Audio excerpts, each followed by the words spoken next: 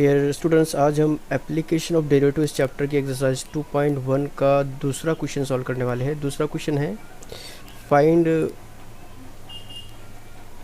The point on the curve y equal to root x minus 3 where the tangent is perpendicular to the line 6x plus 3y minus 5 equal to 0 to the curve at the point on it।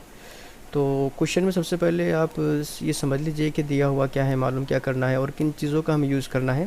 देखिए यहाँ पर एक curve आपको दिया हुआ है y equal to root x minus 3 और हमें मालूम करना है पॉइंट, इस कर्व के ऊपर पॉइंट मालूम करना है। फ़र्ज़ कीजिए कि एक कर्व हमको दिया हुआ है और ये पॉइंट है हमारा रिक्वायर्ड पॉइंट जो हमें मालूम करना है।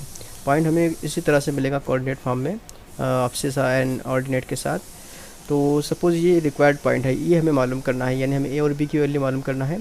और दिया हुआ क्या है कि इसी कर्व के ऊपर जो पॉइंट हमें मालूम करना है उस पॉइंट से एक टेंजेंट पास होता है जो कि परपेंडिकुलर है एक लाइन के, और उस लाइन की इक्वेशन दी हुई है 6x प्लस 3y माइनस 5। ये टेंजेंट हमने कंसिडर किया, उस टेंजेंट के ऊपर परपेंडिकुलर एक लाइन है और उस लाइन की इक्वेशन है 6x plus 3y minus 5 equal to 0। तो इतना सब कुछ हमें दिया हुआ है और हमें मालूम करना है पॉइंट ए बी, या इस पॉइंट के कोऑर्डिनेट हमें मालूम करना है, ठीक है, इस टेंजेंशियल पॉइंट की। तो सबसे पहले आप इस बात को समझ लीजिए कि हमें प्रॉब्लम को सॉल्व कैसे करना है। आप जानते हैं कि अगर कोई line A X plus B Y plus C equal to 0 हमें दी हुई है तो इसका जो स्लोप होता है वो होता है M equal to minus A upon B, यानी कि एम इक्वल टू या फिर स्लोप इक्वल टू होता है minus coefficient of X upon coefficient of B, इस तरह से।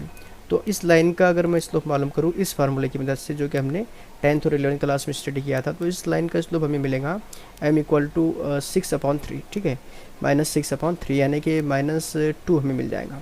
तो इस लाइन का स्लोप हमने हासिल कर लिया इस फार्मूले की मदद से, m इक्वल टू -2।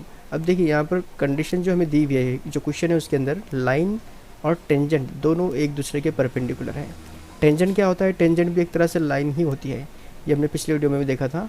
तो लाइन और टेंजेंट दोनों परपेंडिकुलर, और हम जानते हैं कि अगर m1 ये एक लाइन है, l1 उसका स्लोप है, और m2 l2 का स्लोप है, और अगर दोनों लाइन एक दूसरे के परपेंडिकुलर है, जैसा कि यहाँ पर ये लाइन और ये टेंजेंट परपेंडिकुलर है, तो अगर दोनों लाइन एक दूसरे के परपेंडिकुलर है तो दोनों के स्लोप का जो प्रोडक्ट होता है वो -1 होता है, और पहला स्लोप जो है वो दूसरे स्लोप के रेसिप्रोकल में भी होता है, नेगेटिव साइन के साथ, माकूस और मुज्जात होता है जिसे हम कहते हैं। तो इस लॉजिक का, इस रोल का इस्तेमाल करके हम इस टेंजेंट का स्लोप मालूम कर सकते हैं। लाइन का स्लोप हमने मालूम किया m इक्वल टू -2, और इस टेंजेंट का स्लोप हम इस फार्मूले की मदद से मालूम कर सकते हैं। तो क्लियरली अगर m इक्वल टू -2 है तो जो लाइन के परपेंडिकुलर टेंजेंट है उसका स्लोप होगा, पहले तो ये माइनस का प्लस बन जाएगा और इस 2 का रेसिप्रोकल यानी कि 1/2, यानी हमें इसका जो स्लोप मिलेगा स्लोप ऑफ टेंजेंट वो होगा 1/2, ठीक है। क्या करना है हमें, अगर कहीं पर भी परपेंडिकुलर वाला केस आता है तो जो स्लोप है एक लाइन का, उस लाइन की साइन चेंज करना है और उस स्लोप का रेसिप्रोकल लिखना है। तो वही हमने यहाँ पर किया, उसका रेसिप्रोकल लिखा और माइनस साइन यहाँ पर प्लस साइन में कन्वर्ट हो गई। ये सब हमने 11th क्लास में स्टडी किया था, ठीक है। तो स्लोप ऑफ टेंजेंट हमको यहाँ पर मिल गया। कितना मिला slope of tangent? m equal to 1/2। हमारा मेन मकसद क्या है इस क्वेश्चन का? पॉइंट ए बी के कोऑर्डिनेट मालूम करना। तो हमने स्लोप ऑफ टेंजेंट मालूम किया, अभी इस पॉइंट तक पहुंचना है हमें। देखिए और क्या दिया हुआ है क्वेश्चन के अंदर, आप गौर से देखें तो हमें कर्व की इक्वेशन दी हुई है। कर्व की इक्वेशन है y equal to root x minus 3, ये इक्वेशन दी हुई है। और हमने ये पढ़ा है डेरिवेटिव चैप्टर में भी, हमने meaning of geometric meaning of derivative में पढ़ा था कि अगर कोई कर्व दिया हुआ है और उस कर्व की इक्वेशन हमें मालूम है तो उस कर्व को छूकर निकलने वाले टेंजेंट का स्लोप हम उसे डिफ्रेंशिएट करके मालूम कर सकते हैं। तो वही यहाँ पर हम कर सकते हैं, यानी इस कर्व के टेंजेंट का स्लोप हम मालूम कर सकते हैं इस कर्व को डिफ्रेंशिएट करके सिर्फ, यानी जब मैं इस y को डिफ्रेंशिएट करूँगा विद रिस्पेक्ट टू x तो जो भी वैल्यू मुझे मिलेगी वो वैल्यू होगी इस कर्व के ऊपर बनने वाले टेंजेंट की स्लोप की वैल्यू, ठीक है। और उस वैल्यू के अंदर हमें उस जो भी हमें फंक्शन मिलेगा इसे डिफ्रेंशिएट करने के बाद उस फंक्शन में हमें जो टेंजेंशियल पॉइंट है उसके कोऑर्डिनेट असाइन कर देना है, तो हमें टेंजेंट का स्लोप मिल जाता है। तो देखिए यहाँ पर हमको स्लोप ऑफ टेंजेंट दो तरह से मिला। एक तो हमने इस लाइन की मदद से स्लोप ऑफ टेंजेंट मालूम किया, 1/2 मिल गया, और जो इक्वेशन ऑफ कर्व दी हुई है उसकी मदद से भी हमने स्लोप ऑफ टेंजेंट मालूम किया, जो कि हमें एक वेरिएबल फॉर्म में मिलेगा। अब दोनों को जब हम कंपेयर करेंगे इसको और इसको, क्योंकि दोनों भी स्लोप ऑफ टेंजेंट है, इसका मतलब दोनों की वैल्यू सेम होगी। तो यहाँ पर जो हमें वेरिएबल फॉर्म के अंदर वैल्यू मिलेगी, उस वैल्यू को हमें इस वैल्यू से कंपेयर करना है, उसे उसके इक्वल दिखाना है और सॉल्व करना है। उसे सॉल्व करने के बाद हमें इस पॉइंट के कोऑर्डिनेट मिल जाएंगे। तो चलिए शुरू करते हैं। सबसे पहले we have to find point on the curve y equal to root X minus 3, ये फॉर्मेलिटी है, हमें लिखना है। दिया हुआ क्या है, तो दिया हुआ है tangent at required point and line 6x plus 3y minus 5 equal to 0 are perpendicular. ये दोनों परपेंडिकुलर दिए हुए, जैसा कि हमने अभी भी डायग्राम में देखा। तो क्लियरली हम जानते हैं कि इस लाइन का जो स्लोप होगा वो होगा -a/b। इस फार्मूले की मदद से कितना होगा स्लोप, -6/3 यानी कि -2। ठीक है, तो इस लाइन का स्लोप हमें -2 मिल गया। ये सब हमने डायग्राम के ज़रिए भी समझा इस बात को। और दूसरी बात क्या है यहाँ पर, क्योंकि हमने अभी भी देखा कि slope of line L1 is m and slope of line L2 is m2, then हम जानते हैं कि अगर दोनों लाइन परपेंडिकुलर है तो दोनों के स्लोप का जो प्रोडक्ट होता है वो -1 होता है। तो इसी रोल को यूज़ करके हम स्लोप ऑफ टेंजेंट मालूम कर सकते हैं। तो suppose slope of tangent at required point is equal to m। ठीक है, ये m1 ये इस लाइन का स्लोप है और हमने टेंजेंट का स्लोप कंसिडर कर लिया m। अब क्योंकि स्लोप ऑफ टेंजेंट ये होगा -1/m1 के इक्वल। ये सब कैसे आता है ये हमने अभी अभी देखा। तो यहाँ पर हमको स्लोप ऑफ टेंजेंट मिलेगा 1/2। ठीक है, तो slope of required tangent, slope of tangent at required point is equal to 1/2। इससे आप क्वेश्चन नंबर 1 कंसिडर कर लीजिए। ये सब वही हमने लिखा है जो अभी अभी हमने समझा था। ठीक है, इसके बाद जो कर्व की क्वेश्चन हमें दी हुई है इसको हम डिफरेंशिएट कर लेंगे with respect to x। dy/dx equal to dy/dx root x minus 3। इस तरह की वैल्यू हमको यहाँ पर मिलेंगी।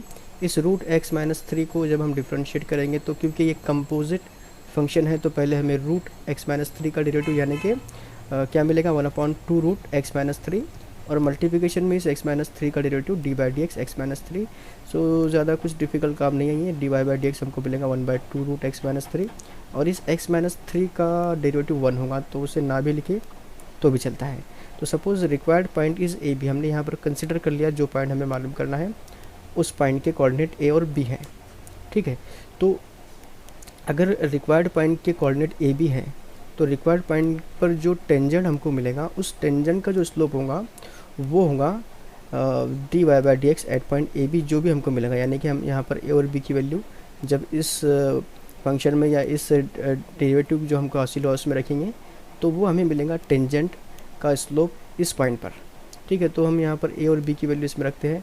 वैसे बी का तो कोई काम यहाँ पर पढ़ने वाला नहीं है, सिर्फ ए की वैल्यू हमें एक्स की जगह पर रिप्लेस करना है। तो 1/2 रूट a माइनस 3, इस तरह से हमको मिल गया dy/dx eight point A B.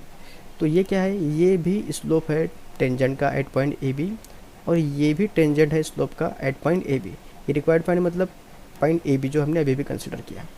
ठीक है, तो अब क्या है, इसे इक्वेशन नंबर 2 कंसिडर करते हैं। अब क्योंकि दोनों भी क्या है, दोनों भी स्लोप है सेम टेंजेंट के सेम पॉइंट पर, तो क्लियरली बाय इक्वेशन 1 एंड 2 हम दोनों को इक्वल लिख सकते हैं। और ये इक्वेशन हमको मिल गई, इसका मतलब है कि अब हम अपने सॉल्यूशन पर बहुत आसानी से पहुंच जाएंगे। तो यहाँ पर हम इस 2 और 2 को कैंसिल कर सकते हैं और इस रूट 3 को इधर शिफ्ट कर सकते हैं। तो 1 इज़ इक्वल टू हमको मिलेगा यहाँ पर 1/√a/3। इस 2 को हमने कैंसिल कर दिया। इसके बाद इसको हम शिफ्ट करेंगे लेफ़्ट में, तो ये हमको मिलेगा √a माइनस 3 इक्वल टू 1। दोनों साइड में स्क्वायर कीजिए, तो स्क्वायर करने के बाद a माइनस 3 इक्वल टू 1 मिलेगा, यानी कि हमको a इक्वल टू 4 मिलेगा बहुत आसानी से। तो ये जो कोऑर्डिनेट थे यानी जो हमारा रिक्वायर्ड पॉइंट था उसका जो एब्सिसा है वो हमको मिल गया 4, a की वैल्यू 4 मिल गई। अब मालूम करना है हमको b की वैल्यू। तो क्योंकि हमें दिया हुआ है y equal to root x minus 3 curve. ठीक है, और ये जो पॉइंट हमारा जो रिक्वायर्ड पॉइंट है, रिक्वायर्ड पॉइंट जो है वो कर्व के ऊपर भी लाई करता है, कर्व को भी बिलोंग करता है और टेंजेंट को भी बिलोंग करता है। टेंजेंट पर भी वो पॉइंट है और कर्व के ऊपर भी वो पॉइंट है। तो जो कर्व की इक्वेशन है हमारी y equal to root x minus 3, इस वैल्यू को या इस फंक्शन को ये पॉइंट सेटिस्फाई करता है जो हमें मालूम करना है। इसका मतलब है कि ये जो ऑर्डिनेट है जब हम यहाँ पर पुट करेंगे तो जो वैल्यू मिलेंगी वो जो एब्सिसा है यहाँ पर जब हम इसे पुट करेंगे तो हमें जो भी मिलेगा वो ऑर्डिनेट के बराबर होगा। तो देखिए यहाँ पर हम x की वैल्यू 4 पुट कर देंगे, तो रिक्वायर्ड पॉइंट क्योंकि ए बी है हमारा, तो b इक्वल टू हमको मिलेगा √a माइनस 3। ठीक है ना, पॉइंट ए बी जब इसमें पुट कर दिया हमने तो b equal to √a minus 3। अब क्या कर सकते हैं हम यहाँ पर b इक्वल टू रूट 4 - 3, क्योंकि एक ही वैल्यू हमने 4 मालूम किए थे, कुछ ज़्यादा मुश्किल काम नहीं है। b इक्वल टू √1 मिल जाएगा। और √1 मतलब कितना होता है, +-1 होगा या +1 होगा। तो आप जानते हैं कि रूट का मतलब होता है पॉजिटिव रूट, मतलब यहाँ पर हमको +1 मिलेगा, यहाँ आपको +- नहीं लिखना है। ठीक है, हम यहाँ पर रूट कैंसिल करते हैं, या फिर 1 का जो स्क्वायर रूट होता है वो +1 होता है, ये बात आपको याद रखना है। तो b इक्वल टू हमको यहाँ पर 1 मिलता है, तो हमें यहाँ पर एब्सिस और ऑर्डिनेट दोनों मिल गए। तो हमारा जो रिक्वायर्ड पॉइंट है वो होगा AB, यानी कि 4, 1, और यही हमको मालूम करना था। तो हमारा जो क्वेश्चन नंबर 2 है वो यहाँ पर कम्प्लीटली सॉल्व होता है। तो अगर आपने अभी तक हमारे चैनल को सब्सक्राइब नहीं किया है तो please subscribe our channel, and thanks for watching.